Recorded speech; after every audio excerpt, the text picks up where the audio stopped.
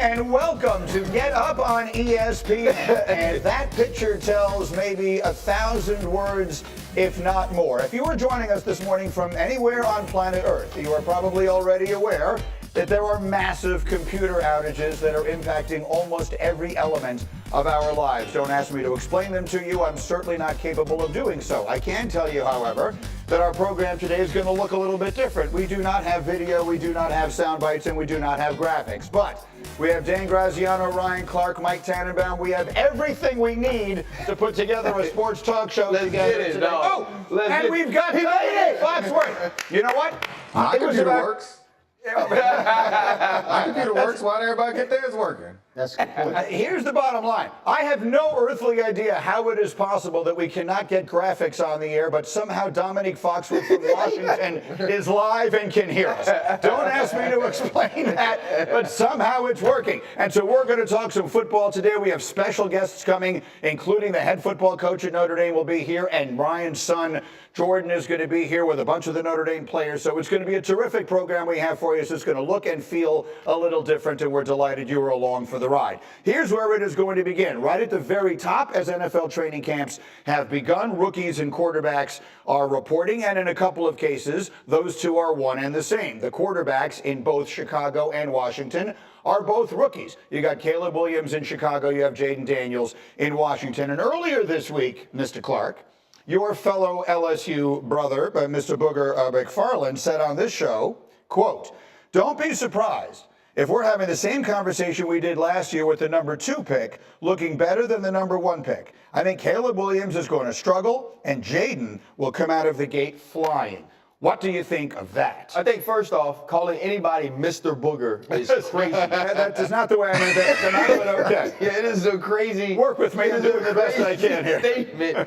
When you think about Caleb Williams and Jayden Daniels, both of these guys are the last two Heisman winners. And we looked at C.J. Stroud's year, not in a vacuum of just who C.J. Stroud was, but also what we saw from Bryce Young for the Carolina Panthers. I don't think we'll have that same sort of comparison this year. I believe that Caleb Williams will play well. I think what Ryan Poles has done to build a team around him of skilled players and him having a level of greatness that goes above the X's and O's, he'll figure out ways to have that team really good offensively. And don't forget how good they were down the stretch last year on the defensive side of the ball. And I think with Jayden Daniels, we may be sort of overrating what they have from a skill position standpoint in Washington. I think other than Terry McLaurin, there's a ton of question marks when you look at that offensive skill set. And obviously we saw what Brian Robinson was as a rookie, but that didn't necessarily continue into last year. And so I don't think there's going to be as big of a separation between these two quarterbacks this year as we saw last. Although I like what Adam Peters and Dan Quinn have done. Austin Eckler, 440 career receptions. Zach Ertz,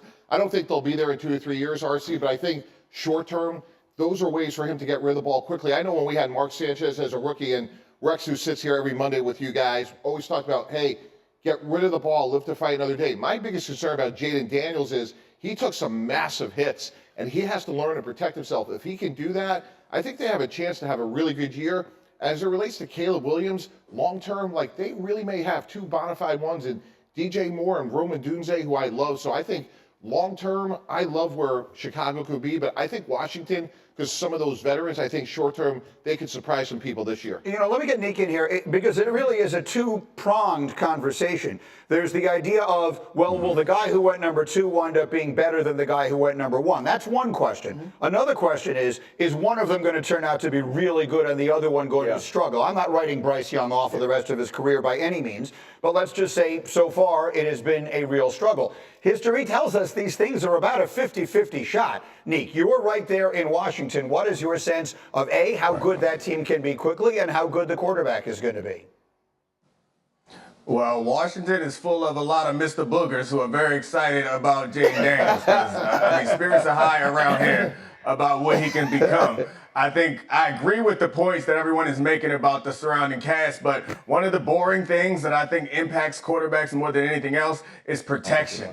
And Washington had to overhaul that offensive line because they were unable to protect their quarterback last year. So we've yet to see how good that offensive line is going to be, but there's reason to be concerned for a quarterback who takes a lot of sacks and a quarterback who puts himself in dangerous situations, who's also not super big. There's reason to be concerned about him there. And in Chicago, they have a really great really good defense and an offensive line that, when healthy, was very, very good and probably is going to get a little bit better. So the reason why I would lean more Caleb, despite the fact that I think they both will play well, I would lean more to Caleb is I don't think they're going to ask nearly as much of them. And their third receiver is Allen. So, like, they have a lot of places to take, a lot of ways to take pressure off of Caleb Williams. So they're going to be asking less of him than they will in Washington. So I think it'll allow him to develop a little bit better and a little sooner than Jayden Daniels here in D.C. That's Keenan Allen, for those of you who aren't following that. He came over from the Chargers. So you're getting set to go on your training camp tour. I'm not sure if you're going to see either or both of these teams. You'll see the Bears. You will see the Bears. What is your early sense from what you were hearing about where these guys seem to be headed? I think both teams are extremely excited about the guy they drafted. And that's after an offseason of seeing how they pick things up.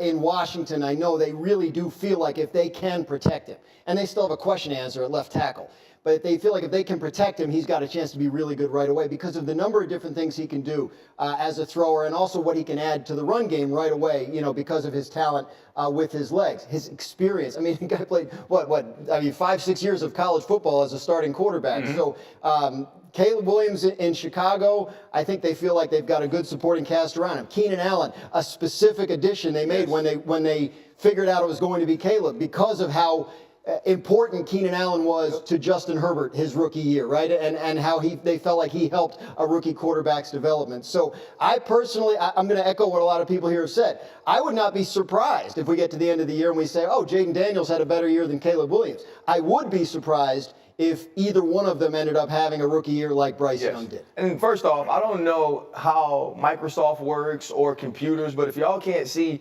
truly the detail of Dan Graziano's sports coat, that is where you actually missed out today. But and that's the more of it than usual. And that's the thing too, though, guys. It's like it doesn't have to be either or. Right? Like both of these guys can have very good rookie seasons, and I think that's what they have an opportunity to do. They're special in different ways, and a lot of times you don't win the Heisman Trophy if you aren't, especially in today's football. Mike mentioned something about Jayden taking hits. That was something that was strange to me because before last year he didn't. Yeah. He was extremely slippery. He was the guy that got out of bounds, someone that got to the ground before taking some of that physicality that we saw from last year in the SEC. And so I think that's what Dan Quinn, that's what they're going to have to talk to him about, making sure this is not something you do by putting yourself in harm's way. And I think the thing that can hinder Caleb is if you try to handcuff him too much. There's going to be so much talk around Caleb about trying to make that extra play or not throwing the football on time. You don't want to paralyze him by having him analyze every single factor in each and every route progression. And so to me, it's about allowing these guys to be themselves and pulling back the reins when needed. But I do believe they both have talent to have really good rookie seasons. Yeah, and they have talent to have great careers. What's interesting to me, guys, again, going back to my experience with Rex Ryan and Mark Sanchez, obviously Rex came out of the room as a defensive coach, but Dan Quinn is a defensive head coach. Matt Eberflus is a defensive head coach. DeMeco Ryans, defensive head coach, Houston. Look what C.J. Stroud did. And I think when you talk to those guys, how they see the game, even though the game has changed and it's about points and more wide open, if I was in Chicago, Washington, I'd be like, look, I don't care about the next 10 weeks. It's the next 10 years because these guys have such upside. So how we win games and control the game, it could be Brian Robinson, it could be Austin Eckler. DeAndre Swift in Chicago. Absolutely. Yeah. Does the coaching situation factor into this anywhere? Look, I have been very critical, and I don't take back a word of it, of the way the Bears have handled their coaching cycles, which is to say they've never matched up their general manager, their coach, and their quarterback. They continuously have one or another of them who's facing a make or break season, and it turns into this never-ending cycle. In Washington, they're just starting over again. I have no idea if it's going to work with Dan Quinn and Cliff Kingsbury Kingsbury and Jayden Daniels, but at least they're kind of all in this together. They're all starting it together, and they'll give it a go. In Chicago, they're bringing in the brand new quarterback. He's got a brand new offensive coordinator. The head coach is still sitting there with the words lame duck practically attached to his title, and that's the part of this that concerns me, because it creates different levels of pressure to win games when you don't necessarily have to. Agreed. You could win for today and develop for tomorrow. If I'm Matt Eberflus, I know I got to win at least 9 games or whatever it is to keep my job, but we could do that by playing good defense, DeAndre Swift, and bring Caleb Williams along. Because to RC's point, like, you don't want to stifle him, but you also have to tell Caleb Williams, you don't have to throw for 4,000 yards in September. Like, just play the quarterback position. And I think that's why they feel good about the new offensive coordinator, Shane Waldron. This is a guy who's had success with different kinds of quarterbacks, right? Like, we can talk about the marriage of Cliff Kingsbury and Jayden Daniels in Washington and tie it back to Kyler Murray and say Cliff's worked with this kind of quarterback, and that may well be great. I think in Waldron, you're looking at a guy that has the experience with different kinds of quarterbacks who probably isn't going to want to stifle Caleb Williams, put him in a box right away, kind of lean on what he does well, iron out the things that he still needs to work on, and let him develop naturally. And I think that's how they feel about their coaching situation. In terms of Eberflus, he saved his job last year with a big second half. Right. I don't know the organization is looking at it as, hey, Matt, this is a prove-it year. I understand the contract situation is what it is, but I don't think the organization is looking at it and going, well, if this isn't a good year. I hope not. I mean, but they fired everybody else, right? They fired his entire staff, and we'll see. And he's the one who's still standing there. Nick, to me, it feels. Look, you guys are all come from the inside of this thing. I come from the outside of it. But if there's one thing I know, it is generally it's a lot easier to prioritize one thing than it is to prioritize 2. So the most important thing you're prioritizing right now, if you're Chicago or Washington, is the development of a young quarterback, right? You need Jayden Daniels or Caleb Williams to turn into a great player so that for the next 10 to 15 years, you have a chance to be what Kansas City and Buffalo and all these other teams are. It's not always easy to do that and try as hard as you can to win every single game at the same time. Neek.